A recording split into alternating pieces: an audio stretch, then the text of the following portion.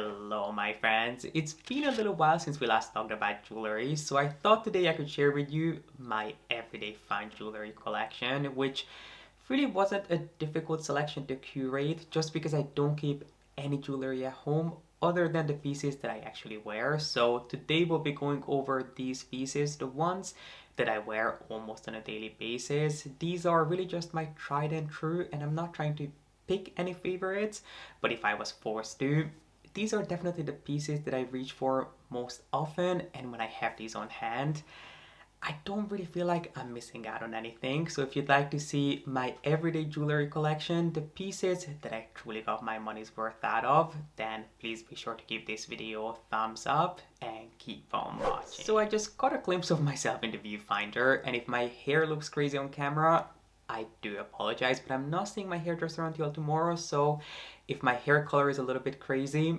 I do apologize. But if I don't film a video today, there's going to be no new video this week. So what do they say? The show must go on. So I just wanted to put it out there. If you think my hair color is crazy, it's probably because it is. But anyway, let's get into talking about jewelry because we have quite a few pieces to go through and I don't even know where to begin. Maybe we should start with the piece that I'm actually wearing because this is something that has not left my wrist since I got it, which is my Kelly chain bracelet. This is a piece that I think I've had for just under a year probably. I think I got it last summer and it pretty much has remained on my wrist since the day I got it, and obviously this is inspired by no other than the iconic Kelly bag and actually the twist closure that you have on your beloved Kelly bags.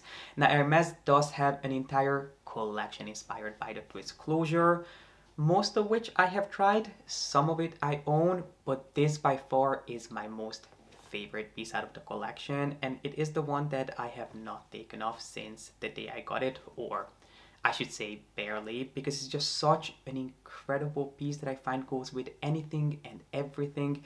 It looks phenomenal on its own, but it also looks incredible as part of a stack. It gives you just the right amount of statement, and I love that the Kelly chain, as the name suggests, combines the Kelly twist closure with this incredibly modern and kind of simplistic chain, which I think this is what you would call a paper clip chain. I think that's the proper term for this sort of a chain, which I love. What's great about this piece is that you can either show off the Kelly twist closure if you wanted to make that the focal point, or you can turn it around and show off the incredible chain, which I have done quite a few times. I must admit, not always by choice, because this piece does move and go back and forth, which I think is exactly why this piece is a lot more comfortable than the original Kelly bangle, which I didn't get on well with. I felt that it was quite uncomfortable. It got stuck on things, it pulled on things, whereas I've never had that issue with this piece once, just because I think it's a lot more fluid and flexible. So if you've always loved the design but you couldn't get on with the bangle, I think you'll be really pleasantly surprised by this piece. But one warning that I have to give is that I think this design is being reintroduced. I think they're updating it and making it slightly thinner. So if you see a piece that's similar to this, but it looks slightly different, it might be because you're looking at the new updated version. I believe I've had a chance to try the thinner version and I actually took a picture of it, which if I can find that, I'll make sure to put it up on the screen just so you have a little bit of comparison in front of you.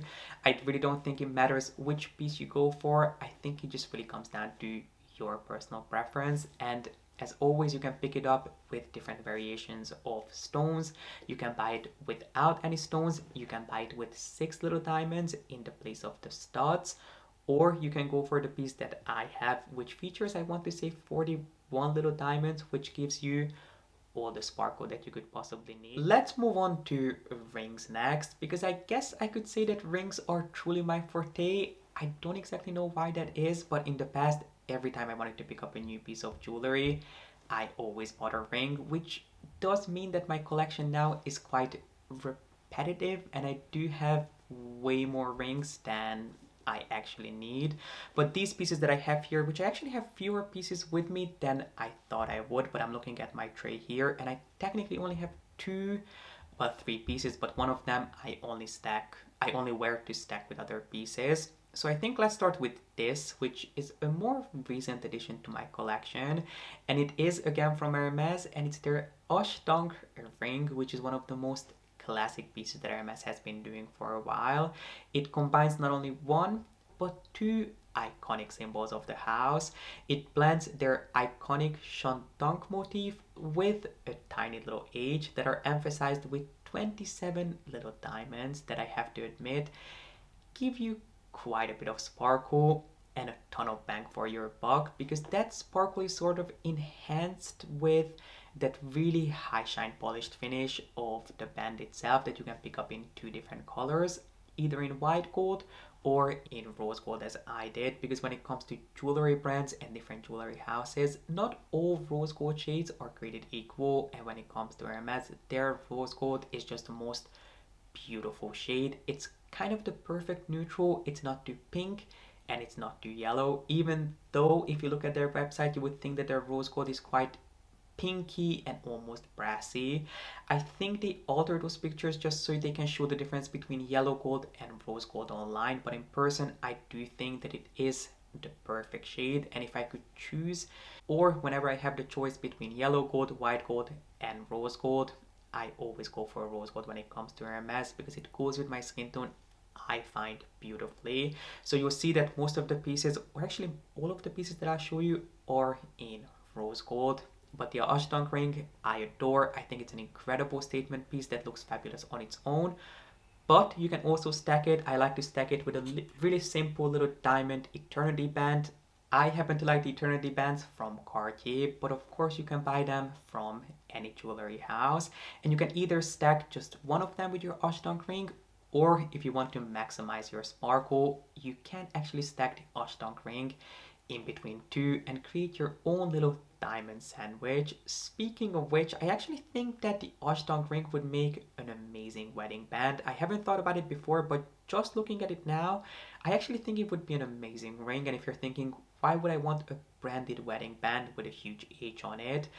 If you think about it, H can also stand for husband. So if you wanted to buy your husband a ring, this might be something that you want to look into, because Hermes does have an entire line of wedding bands, but they're rarely, if ever, in stock, and usually you would have to wait anywhere between 6 months to a year to get them.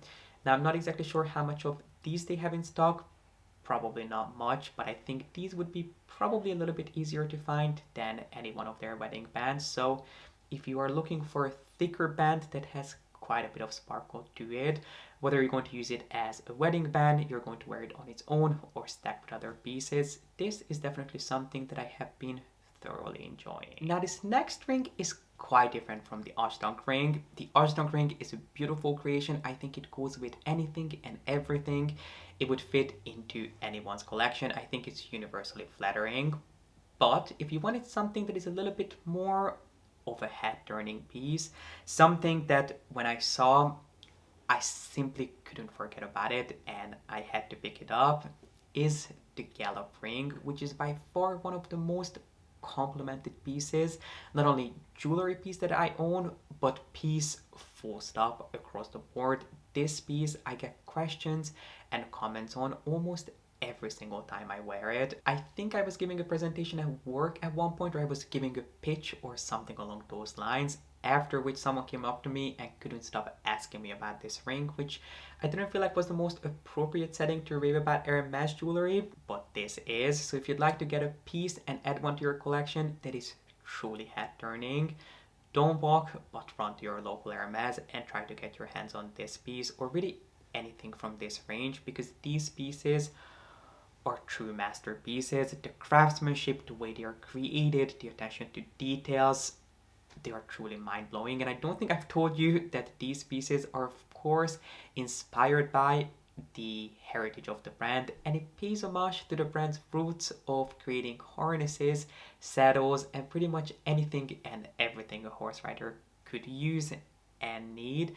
But they are done so beautifully and so elegantly that they just feel like you're wearing a piece of art on your fingers. And I feel like that even if you have the largest, most spectacular jewelry collection, these pieces could still fill a gap in the collection that you already own because they are so special. The only pieces that I could think of that would be sort of comparable would be the Panther pieces from Cartier, which I have done a video on recently.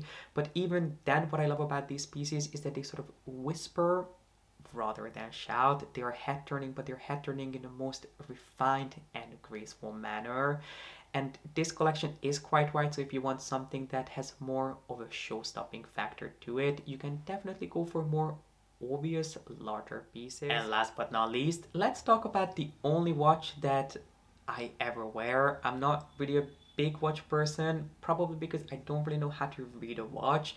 Not that I don't know how to read a watch, but I'm dyslexic, so it would probably take me a good 15 minutes to read the time based on a watch. So I have to be honest with you, the reason I don't talk about watches is because I'm not an expert on the topic, so I can really only tell you whether I like the way they look or I don't. And this watch is really the only one that I ever reach for, which is the Rolex Submariner, I believe they call it, and this is in the 41mm size, which I find is the perfect size for me.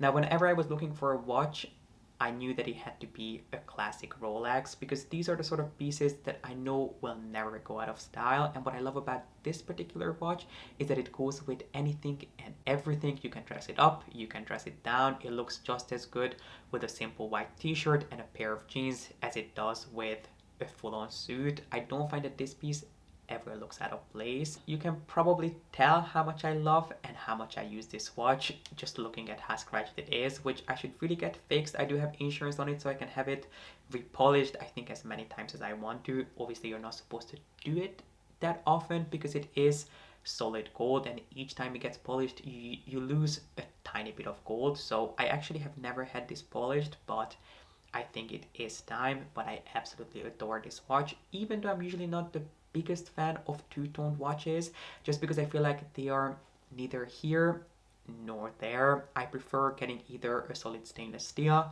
or a solid gold watch, or one that has a fabric or a leather band to it.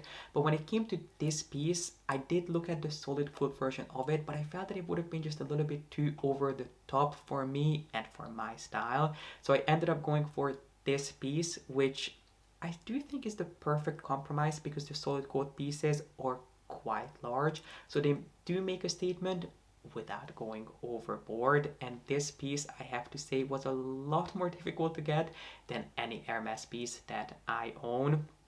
When people say that Hermes bags are difficult to get, I'm always reminded of getting a popular watch, especially a Rolex or a Patek watch, which are so much more difficult to get because it's not quite as simple to build a relationship with a watch store as it is to build one with Hermes. Not to mention that usually you're not treated as nicely by watchmakers as you are by Hermes, but that's topic for another day. I'm really grateful that I was able to add this watch to the collection a little while ago, and it was all thanks to the incredible person who always helps us with our watches, because without him I don't think I would have been able to find this watch just because they are so incredibly difficult to get. Now, there isn't really too much else that I can say about this watch because I'm not an expert on the topic, and that's why I never really talk about watches. The reason why I haven't talked about this either is because there isn't anything else that I can say other than the fact that I love the way it looks, and if I remember correctly, it was inspired by watches that were created for divers back in the 1950s, and obviously it is not the exact same design, but it draws inspiration from that.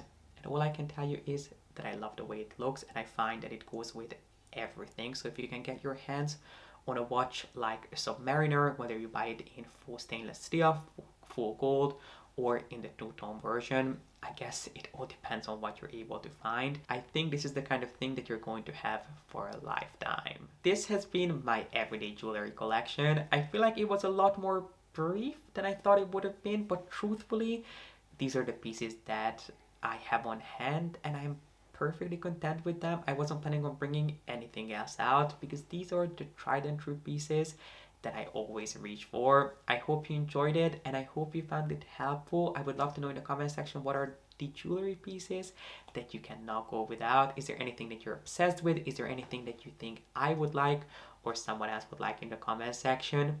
Please don't hold back and let us know in the comment section. And while you're down there, if you enjoyed this video, make sure to give it a thumbs up and don't forget to subscribe.